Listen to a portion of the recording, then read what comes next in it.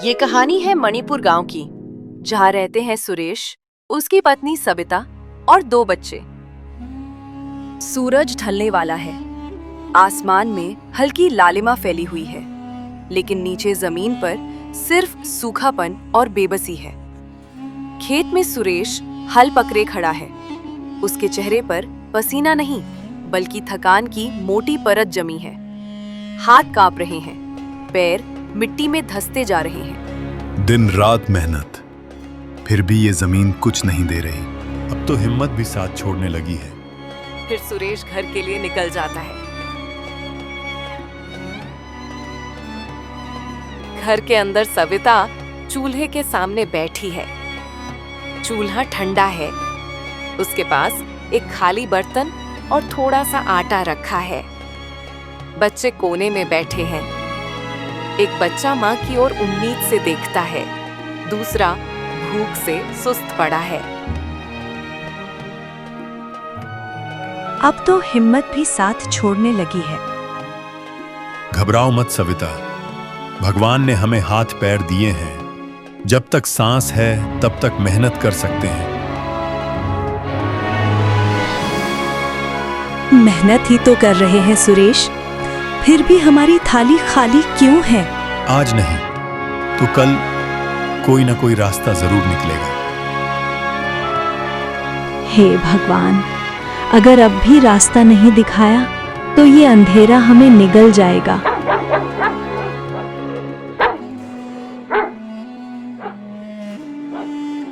सुबह का समय है।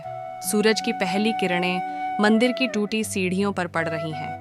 घंटी की हल्की हल्की आवाज पूरे माहौल में शांति घोल रही है। सविता नंगे पांव मंदिर की ओर बढ़ती है। चेहरे पर रात की जागी हुई थकान है, लेकिन आंखों में अब भी आखिरी उम्मीद बची है। उसके हाथ में कोई प्रसाद नहीं, बस टूटे दिल की प्रार्थना है। वह मंदिर के अंदर जाती है। एक कोने में एक साधु बाबा ध्यान में बैठे हैं। सफेद दाढ़ी, शांत चेहरा, ऐसा लगता है जैसे दुनिया की हलचल उन्हें छू भी नहीं सकती। सविता कुछ पल रुकती है, फिर धीरे धीरे उनके पास बैठ जाती है। बाबा, बहुत कोशिश कर ली, अब तो रास्ता ही नहीं दिखता। साधु बाबा धीरे धीरे आंखें खोलते हैं। उनकी नजर सीधी सविता के चेहरे पर जाती है, मानो वे उसका पूरा दर्द पढ़ रहे हों। दिन रात मेहनत करते हैं, फिर भी पेट भर खाना नसीब नहीं। कर्ज बढ़ता जा रहा है, बच्चों की भूख देखी नहीं जाती। बेटी, मेहनत कभी व्यर्थ नहीं जाती, लेकिन हर मेहनत को सही दिशा चाहिए। पर बाबा, हमारे पास तो कोई साधन ही नहीं है। ये गाय अब से तुम्हारा है। नहीं बाबा, मैं ये कैसे ले सकती हूँ? इसे दान मत समझो, इसे अवसर समझो। अगर सही सोच और ईमानदारी से काम करोगी तो यही तुम्हारी किस्मत बदलेगा। अगर हमारी जिंदगी बदल गई बाबा, तो ये आपका आशीर्वाद होगा। जाओ बेटी, डरो मत, भगवान तुम्हारे साथ है।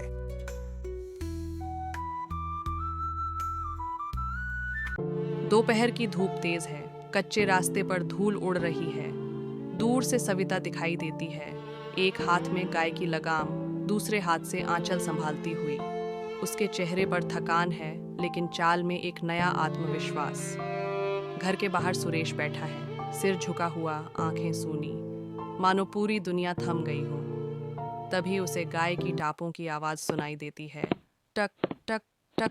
वह धीरे से सिर उठाता है।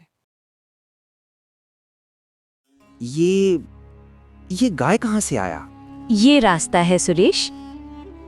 रास्ता? मैं कुछ समझा नहीं। मंदिर में जो साधु बाबा मिले थे, उन्होंने कहा था, सही दिशा में की गई मेहनत ही फल देती है। उन्होंने ये गाय हमें दिया है। गरीबी हमारी मजबूरी है, लेकिन डर हमारी मजबूरी नहीं। आज से हम दोनों मिलकर गाय को पालने का काम करेंगे। जंगल में कितनी हरी घास पड़ी रहती हैं, अगर हम इन्हें इकट्ठा करके घर लाकर गाय को खिला दें तो कितना अच्छा होगा। तो शायद हम फिर से खड़े हो सके। सुरेश चुप हो जाता है, कुछ पल सोचता है, फिर वह जोर से सांस लेता है। अगर ये काम चल गया सविता, तो हमारे बच्चों को भूखा नहीं सोना पड़ेगा। और अगर नहीं भी चला तो कम से कम हम कोशिश तो करेंगे। सुबह की ठंडी हवा चल रही है। आसमान हल्का नीला है, जैसे आज कुछ अच्छा होने वाला हो। सविता जंगल की ओर बढ़ रही है।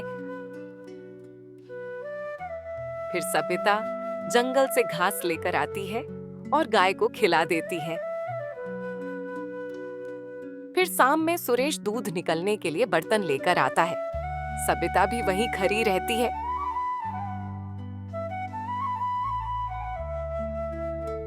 फिर बर्तन ठन के नीचे लगा देता है।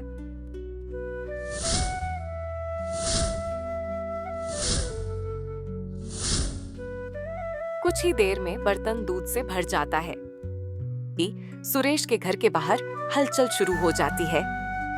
गांव के लोग अपने अपने बर्तन लेकर दूध लेने आ जाते हैं। कोई जल्दी में होता है तो कोई सुरेश से 2 पल बातें भी कर लेता है। सुरेश पूरे धैर्य और ईमानदारी के साथ एक एक करके सबकी बारी लगाता है। वह न किसी को जल्दी करता है, न किसी के साथ भेदभाव। माप ठीक से करता है और हर हाथ में तय मात्रा का दूध देता है। उसकी सादगी, मेहनत और ईमानदारी देखकर गांव वालों को उस पर पूरा भरोसा है, और यही भरोसा सुरेश की सबसे बड़ी पूंजी है।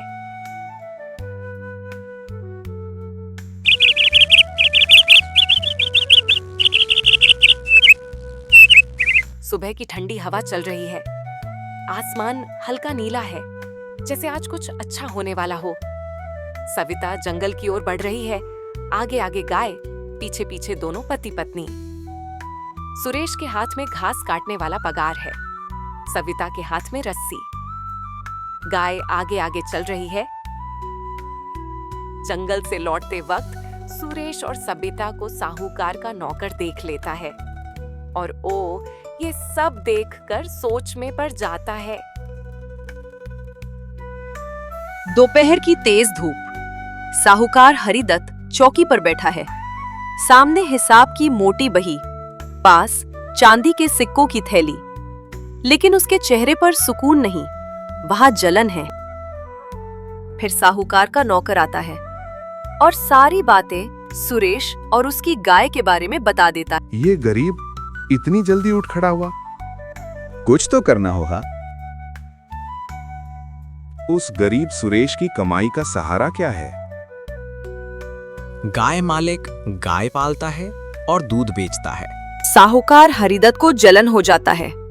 वो दोनों नौकर को बुलाता है और गाय चोरी करने का सलाह देता है। तो समझ जाओ, अगर गाय नहीं रहेगा तो कमाई भी नहीं रहेगी।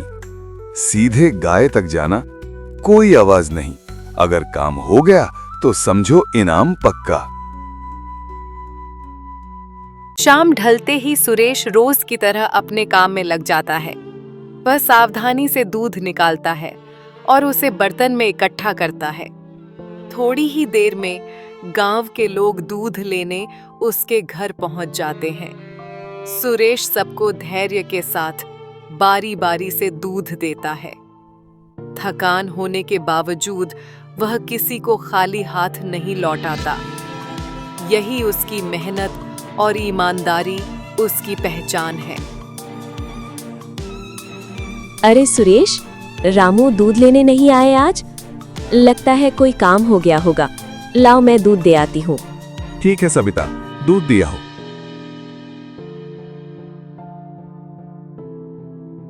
अरे काकी, आज रामू दूध लेने नहीं आया, मैं लेके आ गई। ओ रामू आज बाजार चला गया है, अभी तक आया नहीं है बाजार से। तेरे दूध का तो पैसा भी बाकी है। आज मैं पैसा दे देती हूँ 1 महीने का। ठीक है काकी, पैसा दे दो, मुझे पैसे की जरूरत है। शाम का समय। घर में चूल्हा जल रहा है। बच्चे रोटी की खुशबू सूंघते हुए उछल रहे हैं। आज पहली बार लगा हम फिर से जिंदा हैं। ये तो शुरुआत है अभी। चारों ओर सन्नाटा है। गांव गहरी नींद में डूबा हुआ है। आसमान में आधा चांद है। हल्की हल्की चांदनी आंगन में फैल रही है। आंगन के कोने में गाय पेड़ से बंधा खड़ा है। वो कभी कभी जमीन खुरचता है, जैसे किसी अनजाने खतरे को महसूस कर रहा हो। चारपाई पर सुरेश और सविता लेटे हैं। सुरेश गहरी नींद में है, लेकिन सविता की आंखें अध खुली हैं। अचानक चर चर लकड़ी के फाटक की हल्की सी आवाज। सविता की पलकें फड़कती हैं। इतनी रात को ये आवाज कैसी? वह सांस रोक लेती है, कान लगाकर सुनती है। टक टक, किसी के कदमों की आहट। उसका दिल जोर जोर से धड़कने लगता है। छाया की तरह दो आदमी आंगन में घुसते हैं, चेहरे कपड़े से ढके हुए, कदम इतने हल्के कि जमीन भी आवाज न करे। एक आदमी रस्सी की ओर बढ़ता है। गाय बेचैन होकर बोलने लगता है। सविता का पसीना छूट जाता है। वह सुरेश की ओर देखती है। वो अब भी सो रहा है। सुरेश, उठो, बाहर आंगन में कोई है। क्या हुआ सविता? दोनों नौकर चुपके से गाय की रस्सी खोलता है और धीरे धीरे आगे बढ़ता है। अंदर सविता से रहा नहीं जाता है। सविता आवाज लगा देती है। सविता की बोलने पर सुरेश भी उठ जाता है। बाहर दोनों नौकर सविता की आवाज सुनते ही गाय को छोड़कर भाग जाता है। ये आम चोर नहीं था सविता। भगवान का लाख लाख शुक्र है कि आज हमारी गाय चोरी होने से बच गई। सुबह का समय है। आसमान साफ है, लेकिन सुरेश के मन में अंधेरा छाया हुआ है।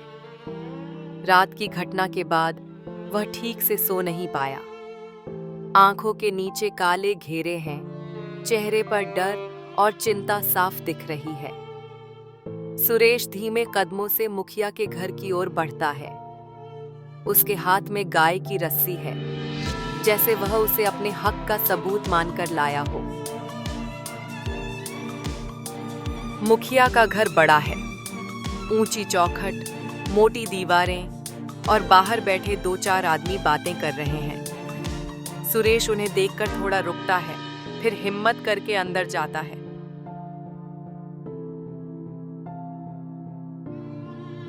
राम राम मुखिया जी। हाँ बोलो, इस सुबह सुबह कैसे आना हुआ? मुखिया जी, रात को हमारे घर में चोर घुसे थे, गाय चुराने आए थे। चोर देखे थे क्या तुमने? हाँ मुखिया जी, वो साहूकार का नौकर था। मुखिया चारपाई पर बैठा है। उसके चेहरे पर ठहराव है, लेकिन आंखों में अपनेपन की गर्मी नहीं। यह बात सुनते ही मुखिया की भौहें हल्की सी सिकुड़ जाती हैं। उनके चेहरे पर चिंता और सख्ती दोनों झलकने लगती हैं। वे कुछ पल के लिए चुप हो जाते हैं, मानो पूरी बात समझने की कोशिश कर रहे हों। फिर गहरी नजर से सामने वाले को देखते हुए गंभीर स्वर में आगे की बात बोलते हैं। कल सुबह पंचायत की बैठक बुलाई जाएगी। इस मामले पर खुलकर बात होगी। साहूकार और उसके नौकर दोनों को इसकी सूचना अभी दे दो। उन्हें साफ बता देना कि कल सुबह यहाँ मौजूद रहना जरूरी है।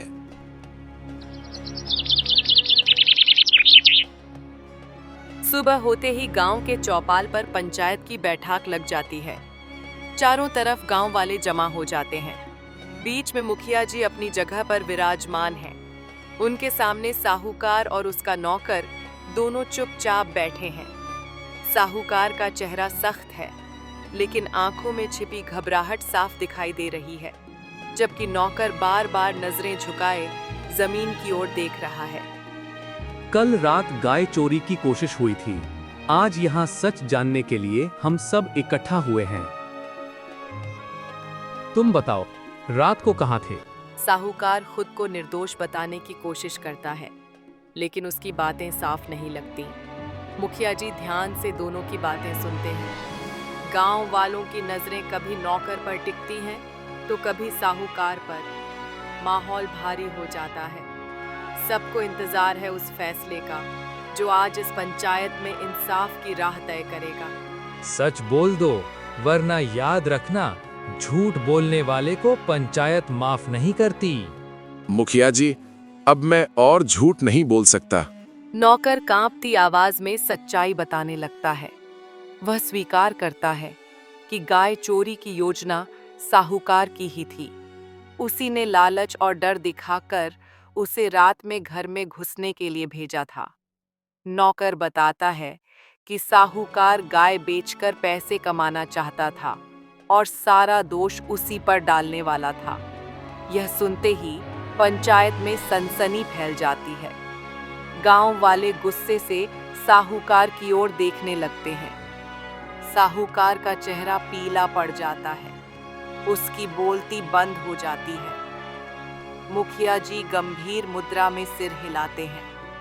अब सच सबके सामने आ चुका है और पंचायत समझ जाती है कि इंसाफ का पल आ गया है।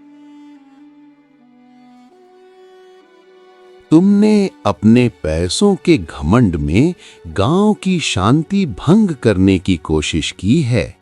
गरीब आदमी की गाय पर नजर डालना बड़ा अपराध है। साहूकार, तुम्हें इस अपराध के लिए जुर्माना देना होगा। गाय के मालिक को मुआवजा दोगे और पंचायत के सामने माफी मांगोगे। अगर दोबारा ऐसी हरकत हुई तो गांव से बाहर कर दिया जाएगा। मुखिया जी का फैसला सुनने के बाद साहूकार कुछ देर तक चुप बैठा रहता है। उसके चेहरे पर हार और शर्म साफ दिखाई देती है। फिर वह धीरे धीरे खड़ा होता है और कांपती आवाज में बोलता है, मुखिया जी, आज मेरी गलती सबके सामने आ गई है। सुरेश, मैंने तुम्हें जो कर्ज दिया था, आज से वो कर्ज खत्म। तुमसे एक पैसा भी नहीं लूंगा। सुरेश को अपनी कानों पर यकीन नहीं होता। उसकी आंखों में आंसू आ जाते हैं। वह हाथ जोड़कर कहता है, मुखिया जी, आपने मुझे नया जीवन दे दिया।